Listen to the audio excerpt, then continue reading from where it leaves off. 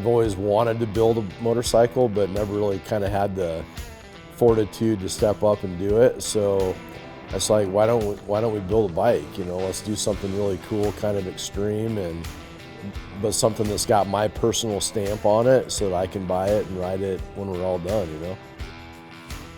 When I started working with Derek from Xotic Customs, like right away at the beginning, he got the vibe I was going for. And when he came back for the second meeting, for him, I was probably like the biggest nightmare, because I was like, yeah, I like them all.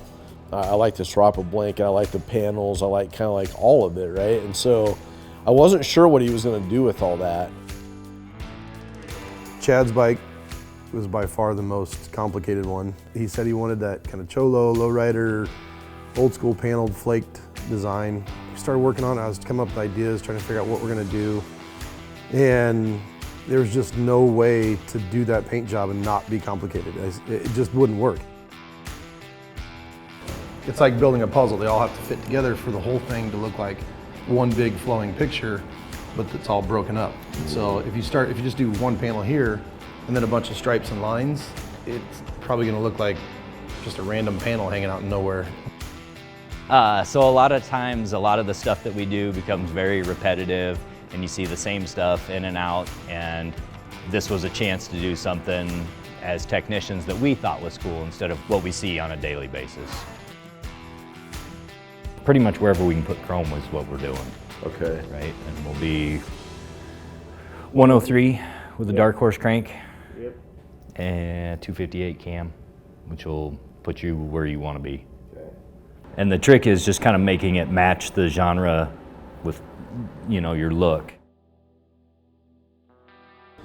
Once they got going on it, it was pretty clear to me that the end product was going to be way cooler than what I thought it was going to be when we started. So I didn't slow him down. I kind of just let him go, you know. And he never sent me a single thing until we were looking at near finished product on one of the bags.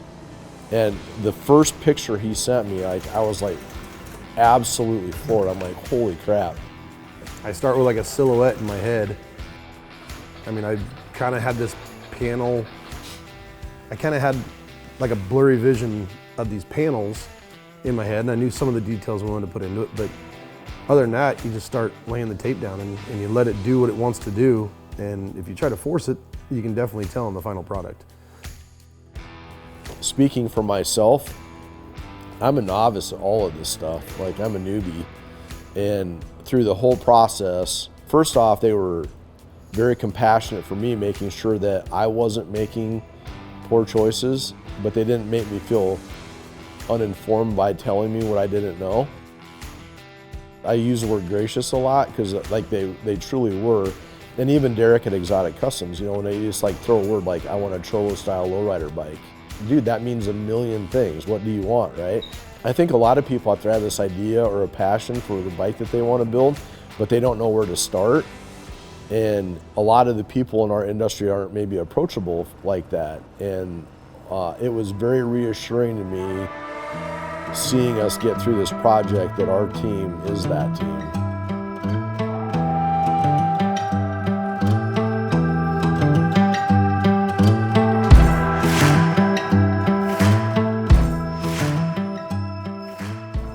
When that thing is parked in the sun, it's just, I mean, it's just so cool to look at. And, you know, I don't ride motorcycles to draw attention to myself, but it sure doesn't hurt.